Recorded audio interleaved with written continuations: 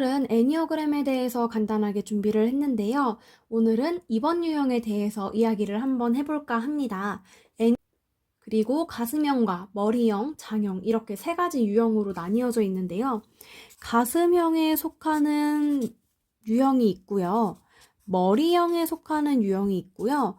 장형에 속하는 유형이 있습니다. 가슴형에 속하는 유형은 오늘 설명할 2번 유형이 들어가 있고요. 그 다음으로 3번과 4번. 머리형에 속하는 유형은 5번, 6번, 7번. 장형에 속하는 유형은 8번, 9번, 1번입니다. 그래서 저는 가슴형부터 설명을 할 거기 때문에 2번 유형에 대해서 먼저 말씀을 드리도록 하겠습니다. 2번 유형 같은 경우는 여러분들 숫자로만 생각을 한번 해보셔도 1 더하기 1은 2가 되죠. 그런 것처럼 뭔가 이 1 더하기 1은 2를 봤을 때도 이걸 숫자로 보지 않고 그냥 한번 그림으로 봤을 때 사람으로 제가 그려볼게요. 네, 이렇게 보면은 이 유형 같은 경우는 뭔가 사람과 함께 하는 걸 좋아할 것 같지 않나요? 아니라면 너무 죄송합니다. 이 유형 같은 경우는 뭔가 사람을 되게 좋아하는 유형이에요. 보시면 아시겠지만 이렇게 둘이 있죠. 그런 것처럼 이 유형은 사람을 굉장히 중요하고 사람을 좋아하고 사람을 중요하게 생각하기 때문에 무엇도 중요하게 생각할까요? 사람과의 관계도 중요하게 생각하는 유형입니다. 그래서 사람을 좋아하고 관계를 좀 중요하게 생각하는 유형입니다. 그래서 이 유형 같은 경우는 쉽게 말해서 뭐라고 부르냐? 조력가라고 부릅니다. 누군가를 도와주는 사람. 그리고 이 유형 같은 경우는 좀 동물로 따졌을 때는 강아지 같다, 강아지로 표현을 하기도 합니다. 여러분들 강아지 한번 생각해보면 어때요? 누군가 오면은 꼬리를 살랑살랑 흔들면서 다가오고 그리고 적응력도 되게 좋고 애교도 막 많이 부리고 그렇지 않나요? 강아지? 물론 모든 강아지가 그렇지는 않지만 그래서 이 유형 같은 경우는 어떠한 장점이 있는지 제가 간단하게 설명을 드려보도록 할게요. 이 유형의 장점, 아까 말했다시피 사람을 좋아하는 거, 그리고 사람과 사람 간의 관계를 중요하게 생각하는 거, 이런 것들은 초반에 말했으니까 제외를 시키고요. 이 유형은 사람을 좋아하기 때문에 뭔가 이해심이 많아요. 이해심도 많고, 그리고 동정심, 동정심도 좀 있고, 그리고 타인을 도와주기도 하고, 적응력이 좀 뛰어납니다. 그래서 어딜 가나 좀 적응을 잘하는 그런 사람들이 많죠. 그리고 이 유형 같은 경우는 눈치가 빨라요. 근데 이 눈치 빠른데도 이유가 있는데 나중에 좀 더 자세하게 들어갈 때 이야기를 해주려고는 했었는데 간단하게만 말하면 사람을 좋아하고 사람한테 뭔가 사랑받고 싶기 때문에 눈치가 빨라지는 부분들도 있거든요. 이 부분에 대한 자세한 얘기는 제가 나중에 한 번 더 다룰게요. 그리고 이 부분들 말고도 정이 많아요. 이 유형들은 정이 많습니다. 그리고 감정이 풍부해요. 그래서 이 유형 같은 경우는 이해심도 많고 동정심도 있고 적응력도 빠르고 눈치도 빠르고 정도 많아서 사람들한테 잘 퍼주기도 하고 그리고 감정이 풍부하기도 해서 공감 능력도 뛰어난 사람입니다. 그래서 이 친구들은 모임이나 이런 걸 갈 때에도 어떤 질문을 많이 하냐면 그 모임에 누구 오는데?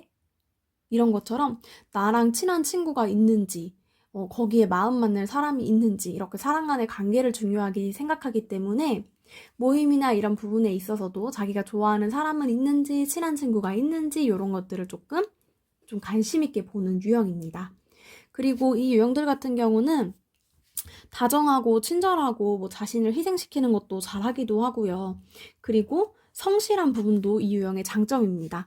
근데 모든 유형이 그렇겠지만 사람도 사람들만의 장점이 있는가 하면 뭔가 조금 단점도 당연히 보이겠죠. 그래서 이 유형도 단점이 존재하기 마련이겠죠. 여러분들 주변에 뭔가 이해심도 많고 동정심도 많고 사람들과 사이를 좀 관계를 중요시하게 생각하고 사교적이고 사람을 잘 돌보고 적응력도 좋고 막 이런 사람들이 있다면 이번 유형에 해당이 될 가능성이 높습니다. 근데 이 유형들 같은 경우에 단점은 뭐냐? 사람을 좋아하기 때문에 내가 좋아하는 사람을 어떻게 하려고 할까요? 소유하려고 하지 않을까요? 그렇기 때문에 이 유형들 같은 경우는 소유하려는 소유욕이 좀 있습니다. 그래서 이 소유욕 때문에 뭔가 좀 연인 관계나 친구 관계가 된다면 불건강할 때는 좀 이 사람한테 답답함을 느낄 수 있는 그런 마음을 주기도 하는 유형이기도 합니다. 그리고 이 유형의 두 번째, 무엇이 있냐? 일부러 도와주는 경우가 있는데요. 타인을 일부러 도와주는 경우가 있는데 자신을 어떻게 하기 원하냐? 필요로 하길 원해요. 이게 안 좋게 되면 무슨 문제가 생기냐? 좀 연인 관계 아니면 뭐 좀 더 나아가면 친구 관계까지 볼 수 있을 것 같은데 내가 없으면 아무것도 못하게끔 만들어버리는 최악의 상황까지 올 수가 있어요. 그래서 이 유형이 누군가를 도와주는 게 나를 필요로 하기를 원해서 일부러 도와주는 좀 불건강한 범주, 옳지 않은 그러한 이게 부분에 속해 있다면 좀 곤란한 경우 그리고 내가 망가질 수도 있기 때문에 잘 살펴보셔야 합니다. 사랑받고자 일부러 좀 의도를 하는 경우도 있고요. 또 사람을 조종하는 경우도 있어요. 아부랑 아첨도 굉장히 잘하는 유형이거든요. 사람을 좋아하고 사람에게 좀 잘 보이려고 하는 부분들이 있기 때문에 아부랑 아첨도 잘해요. 근데 그거를 잘하니까 어때요? 그렇게 통함으로써 조종하려고 할 수 있는 부분들이 드러나게 되겠죠. 그리고 은근히 의존적인 유형. 그래서 이 유형들이 뭔가 좀 잘 맞는 유형들이 있을 거고 모든 이 성격은 안 맞는 유형이 있을 건데 내가 막 의존하는 걸 별로 좋아하지 않아. 누가 나한테 기대는 걸 별로 좋아하지 않아. 그러면 이 유형이 불건강할 때는 이게 되게 짜증이 날 수도 있고 좀 부담스럽게 느껴질 수도 있겠죠. 그리고 이 유형 같은 경우는 이거는 이번 유형이시거나 아니면 주변에 이번 유형의 친구가 있다면 꼭 들으셨으면 좋겠는 건데요. 이 유형은 자신의 필요를 자각하지 못해요. 무슨 뜻이냐?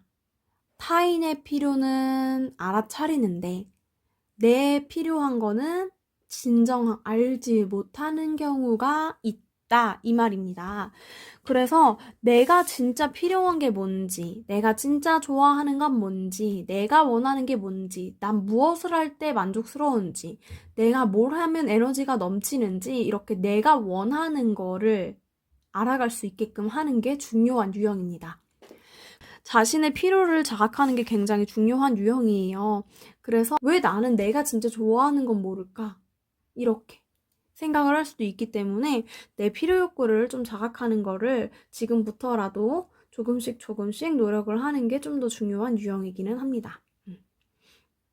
그래서 오늘은 간단하게 장점과 단점에 대해서 이야기를 해드렸는데요. 오늘은 이번 유형의 장점과 단점에 대해서 간단하게 말씀을 드렸고 그냥 한 문장으로 요약을 하자면은 이 유형 같은 경우는 쉽게 말해서 남을 위하고 대인관계를 좀 존중하는 그런 유형이다 라고 이야기를 할 수 있겠습니다. 그래서 구독과 좋아요 한 번씩만 눌러주시면 감사하겠습니다. 다음은 3번 유형에 대한 장점과 단점으로 돌아오도록 하겠습니다. 감사합니다.